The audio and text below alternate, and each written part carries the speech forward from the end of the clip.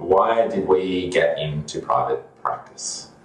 I was offered a job in private practice as soon as I signed on the dotted line out of there. So before I went on holidays, I did a bit of private practice work in my early years with a dietitian, and then she offered me my first job. So that's why you That was the reason. I was like, yes, that will do. So different story, but yeah, I had another graduate job where I moved across the country for, which was like a community health kind of position, built some private practice stuff within that, and then came over, couldn't find a job, eventually had 9 different jobs in private practice with 9 different companies across 7 days of the week between Sunshine Coast and the Gold Coast. I pretty much did it because I couldn't get a hospital job. Everyone goes for the hospital jobs. Not that I necessarily wanted one, but didn't get one, went into private practice, working for other people. That's pretty much why I got into it. I think why we stayed would be a different answer, but you guys didn't ask that, so you don't get that answer. So what are the best things about private practice? Simple, being able to run your own show. Best things about private practice, and just managing my own time in the way that I wanted to run it. Yeah, but so for people that are coming out and working for other people in private practice, still best thing is running your own shit within that? Yeah, absolutely. It still should be relatively flexible. The other is obviously diversity. So there is more opportunities to see and be involved in a lot of other activities aside from just client base as well too. So that's part of the reason why I like it. Yeah, I guess the diversity to be able to do a bunch of different things and see different clients or not see different clients. And yeah, the flexibility, I guess, in making your own hours, whether you want to do 7 till 7 every day, you can choose to do that. You can choose to have Fridays off if you want, if you're working the rest of the time. So I think the flexibility of it is really important regardless of who you work for, really. Yeah. So what are your private practice frustrations / downsides? You know what, I would say the same things is not having that consistency, not having that solid set hours and workload. So obviously taking it home. Now, whilst that doesn't bother me so much, but it can definitely be a downside, and certainly to my errors in the past, obviously not having a degree of accountability, particularly say if you decide that you personally are going to run your own show versus working for somebody else in private practice, then you're relying on yourself to be inherently self-motivated, to be checking up on you, to come up with the ideas instead of obviously having somebody else tell you what to do and come up with those ideas and then you just follow them through. So I suppose that's part of my frustrations. The other and the massive one is legit around people not wanting to come and see you, not valuing your time, and then trying to sell your time as being valuable in that respect. So that would be on top of it, and then on top of that would be the no-shows. So you can have an amazingly looking day and you're like, oh yeah, sweet, I've got all this money, and you make this much in one day, and then all of a sudden the next day is like that. And you've got to be really ingenious to manage that time, and then obviously deal with the impact financially of having a really big day and then having a really cruddy day. And it's just that you just don't know what's going to happen. Like, it could be really good, could be really shit. Yeah, I guess that's probably where working with someone might help at times, because they could be working on building it behind the scenes while you're doing that. Because obviously if you've got a full day that's planned, you don't have time worked in there to business development or marketing, because you expect everyone to show up, and then all of a sudden no one shows up. You're like, holy shit, I just wasted a whole day. And you should. Unfortunately, that is what you have to be doing. You have to do everything. Yeah, if you don't have the time, or if you're wanting to build your knowledge and skills, your time should be reading articles, or doing resources, or doing your PD, professional development, uploading that. It's about doing notes and writing letters and all that sort of stuff. And that's all well and good, because that makes you a really good dietitian. But I guess you have to have initiative. Yeah. Otherwise you're going to struggle. But admin is usually the biggest gripe for most people in private practice. For all the people that we've hired, admin's probably the biggest one. So you don't get taught it in uni. So admin around appointments and doing GP letters and making sure your notes are sweet. That's probably the biggest gripe for most people coming up. And calling and booking and clients and and above. And then marketing yourself, because most dietitians don't like marketing themselves or talking themselves up or selling themselves to clients. And in your private practice, you have to. Otherwise, you won't have work next week. Yeah, all the time. How did you develop your clinic's brackets marketing?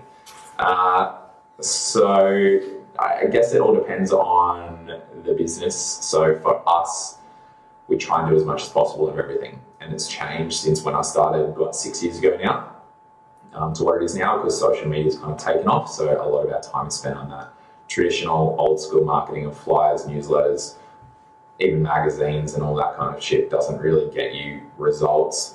Even with social media, it doesn't give you results a lot of the time. It's just exposure and hoping that when that person feels like they want to see a dietitian, they pick you.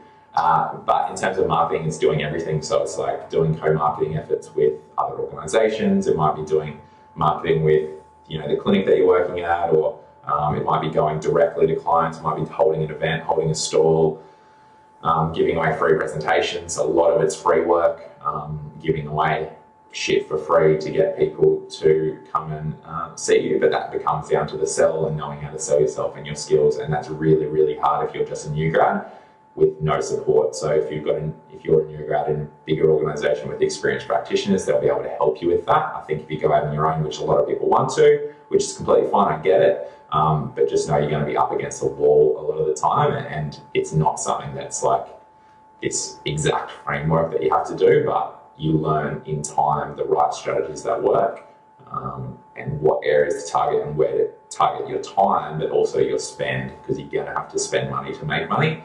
And if you're not reinvesting pretty much everything, you're not going to build something big.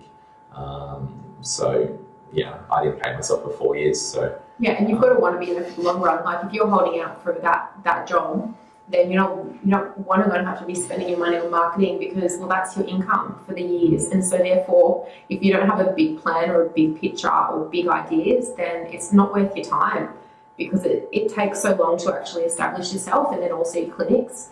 Oh yeah, don't think that you're just going to be able to market to like a GP centre, which everyone does, and then you're going to get referrals the next day. It can take 6 months before you get the first referral from that person. Yeah, like, I've talked to them here. You might get 3 in a year. That's not going to.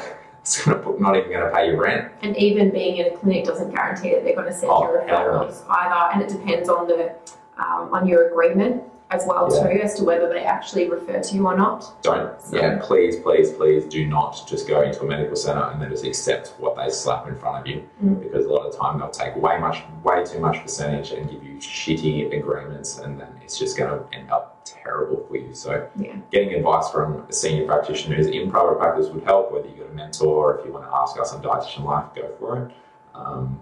But yeah, otherwise working for someone in private practice is usually a good place to start. Even if you want to eventually own your own business, you're early, be patient. Don't just start and think, oh yeah, this is going to be my career for the next 30 years. And that's what I did. I worked for somebody else for a couple of years, but I only went and worked for myself 100%, probably for about year 4 or 5, because I knew that it wasn't, and it took that long for me to get a bit more of a name and for me to feel confident to do that as my only source of income, because it's a stress. It's a big stress and a worry. Yeah, well, like even me, I didn't even want to start. Like I did a business degree as part of my undergrad before dietetics, but I didn't think about starting my own business. Everyone was like, oh, you're just going to start your own business? I'm like, no.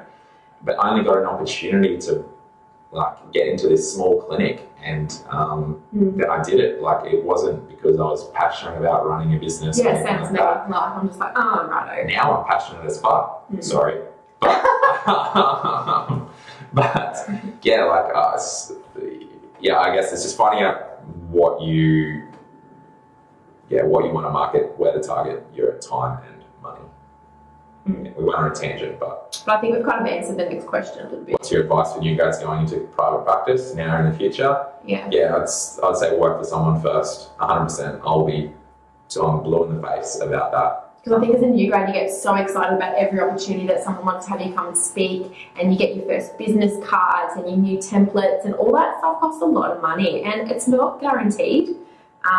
So you need someone else to fund that, I guess, that maybe has some sort of established base knowledge, decent referrals, and even with that, you're not guaranteed that you are going to get work either. So you just need to understand that if you use all that time as experience, and then you do obviously want to go off and get a different job.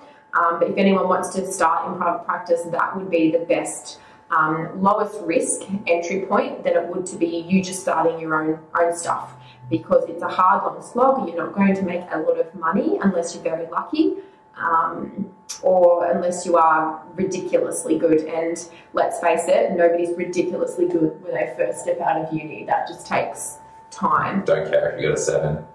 Doesn't mean shit. Yeah, that's right. It doesn't. Not in private practice. In a hospital, you'll get your interview, but when it comes to private practice, 7s doesn't mean anything. But I think my advice would be, yeah, like I think working for someone else just for a couple of years would be good. Like even if you're learning just about the business, because there's so much shit that you don't know in private practice because uni doesn't teach you about it. And there's a lot of Medicare legislation, DVA legislation, private health legislation, and that shit changes all the time. So you coming out thinking, oh, we're going to be able to do this. There's so much that you don't know. And then how are you going to know how much rent you can pay and how many clients you need and what the break-even point is if you're going to make any money in the first year? Remember, I didn't pay myself for 4. Didn't pay myself for 4 years, 7 days a week, working, 4 years. Like how much does the high cast machine cost? What are bank fees? Yeah. You're like, what? What private health plans can cover for dietetics? Which ones you need additional forms that you need to submit? I have to pay for my own PD. Yeah, pay for your own PD, do all of that. You've got to learn how to be a dietitian before you learn how to run a private practice, and I think you don't know how to be a dietitian until you start working as one. You don't know what you don't know until you start. So yeah, and there's so much, yeah. How do you set yourself apart from other dietitians or nutrition professionals? So one thing I want to say, I made a little note here, is realizing that you having great rapport building skills and evidence-based approach is not special. You making good food and good food look pretty and give recipes is not a point of difference. Yeah, I was going to say that earlier actually, about just because you have a good following on Instagram does not mean you're going to have a sustainable business model. Like those people are looking at you for your food or your butt. Like to be honest, and a lot of you know that. But that doesn't mean they're going to pay for your shit, even if you feel like they're the most engaged people and they're watching all your stuff all the time. It doesn't mean they're actually going to hand over money. So that's being important. But yeah, realizing that, because a lot of the time we hire a lot of new grads, to be honest, and we're completely okay with it because they can be just as good as more experienced dietitians at times. But yeah, and realizing that you're not special yet is probably a good base to start at, and then realizing how you may differ, I think, comes with time. Yeah, 100%. But that's really knowing yourself and where you're at, and recognizing, I guess, in other people what you do or don't have can also be useful. Like, don't compare yourself, like put yourself down, but just realizing where you might be a bit different. I think what I've seen is people try to oversell themselves and oversell their skills when they're actually just not there yet. Yeah. One of the worst things you can do for your reputation as a dietitian in private practice is to underdeliver. And I know, I see clients expect brilliance and great, and they will talk if they don't get that, and they also will talk if they do get that. So obviously that's a good thing as well.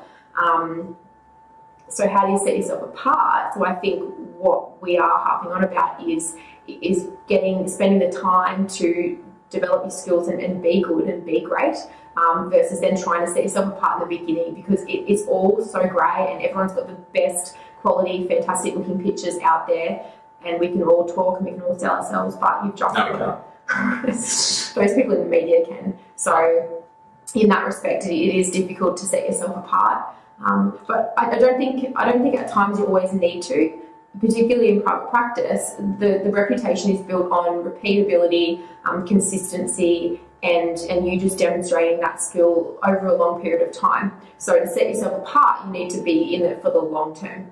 So a lot of the time that's what it's got to be about. And so you've just got to go, right, well, this is what I want to do, and therefore I'm committed to doing that, and these are the strategies and the approaches I have to take to get there. And if that's you, sweet. It's not for everyone. Yeah, and I guess like the second part of that question was setting yourself apart from nutrition professionals. So I guess this is probably people leading to the whole fit model, how do you, or like nutritionist type model, like how do you set yourself apart?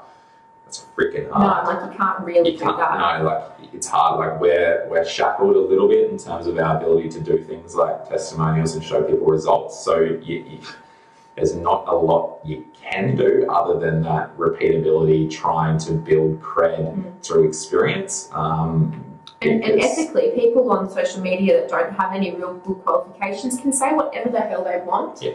And that makes no difference. They can drop likes in every single sentence and it still actually is valuable for some people. So I think if you try and compete against that, you're just going to get inherently frustrated and I don't think everyone understood what you said, like drops likes. Like when... it's like I don't have a conversation with my best friend or my 12-year-old sister. I'm not joking, like it's exhausting. Anyway, but as you can guarantee that those people are still getting lots of followers and you see it all the time. So you don't necessarily have to be good or say anything great like Tyson's alluded to. Unfortunately, this is just the world that we're living in. So that's not the best little positive note to end this on, but in private practice that is what you're up against. So I suppose you just need to get that thick skin and keep going at it. I guess it can give more value. I guess as you move on, as you get experience, then you can set yourself apart a little bit around, the certain niche you want to target. Like we just actually did a dietitian live today about how you should not niche yourself at all as a new grad. You should try and get diversity underneath you and get good at just about everything, and then start to target areas that you're interested in, like coming out thinking, no, I hate all that, I only want to work in this. I just want to do gut health. Yeah, I'm it's really just like, in the gut. you're going to end up, like, I guess it all depends on what you want as well. Like, if you want to be just good at that and don't want to be good at anything else, sweet. But to be the best practitioner, you kind of need to be good at everything. And most of the best ones that are really kind of decent across the board. Yeah. It's just extra good at a couple of other things. So setting yourself apart would be, being that person that is keen to get good at everything. And I think for us, when we're hiring people who set themselves apart are those that are very honest and open about where they're lacking. Yeah, what you don't know. And even those really experienced practitioners and dietitians are still like, there's just so many things that I just don't know. Yeah, so I think that honesty is something that's lacking in a lot of dietitians because we're all that whole perfectionist. We want to be good at everything. We can't be weak because then we won't get a job.